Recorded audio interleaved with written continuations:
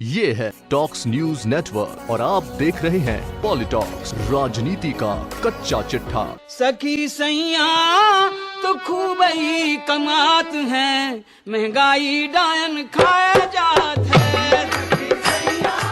मोदी सरकार के लाख प्रयासों और दावों के बीच लगातार बढ़ती महंगाई और घटते रोजगार के आंकड़ों ने देश की जनता के साथ साथ अर्थशास्त्रियों की नींद उड़ा दी है। दोनों ही मसलों पर भाजपा नेताओं से बयान देते नहीं बन पा रहा है।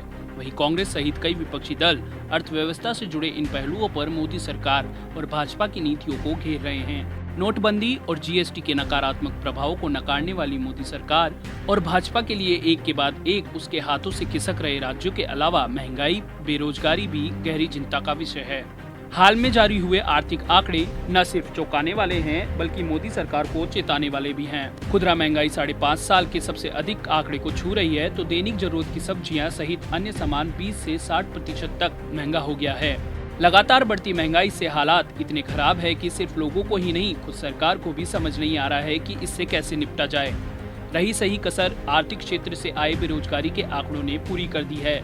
आंकड़ों के अनुसार बेरोजगारी की दर पिछले 45 सालों के सर्वाधिक स्तर पर आ गई है। सरकार खुद एक दशक की सबसे कम वृद्धि दर से जूझ रही है। हर क्षेत्र में रोजगार के अवसरों में भारी गिरावट आई है। खुद सरकार नौकरियों के बड़े अवसर उपलब्ध नहीं करा पा रही है, फिर प्राइवेट सेक्टर की बात तो छोड़ ही दीजिए।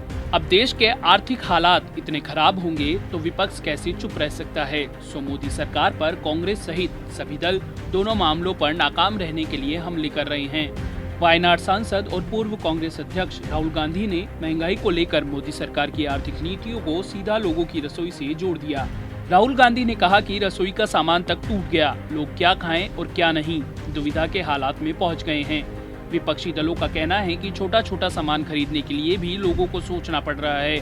वहीं बहुजन समाजवादी पार्टी की सुप्रीमो मायावती ने अपने जन्मदिन पर आयोजित प्रेस कॉन्फ्रेंस में भी बेरोजगारी और बढ़ती महंगाई को मोदी सरकार की सबसे बड़ी विफलता बताते हुए जमकर निशाना साधा।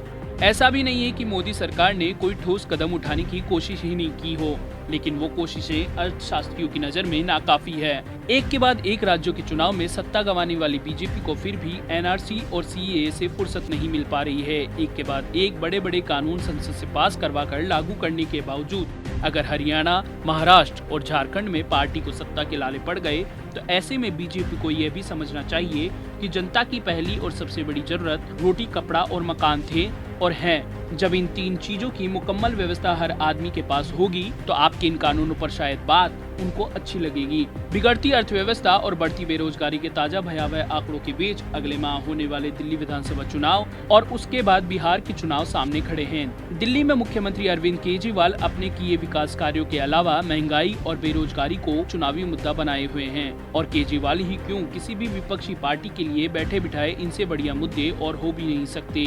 जानकारों की माने तो अगर समय रहते मोदी सरकार अभी भी पूरी तरह से नहीं चेती, तो दिल्ली और बिहार में सत्ता की चाह एक सपना बनकर ही रह जाएगी। पॉलिटॉक्स ब्यूरो, दिल्ली। सखी सैया तो खूब ही कमात हैं, महंगाई डायन खाया जात है। ये है टॉक्स न्यूज नेटवर्क और आप देख रहे हैं पॉलिटॉक्स, राजनीति का कच्चा चिट्ठा।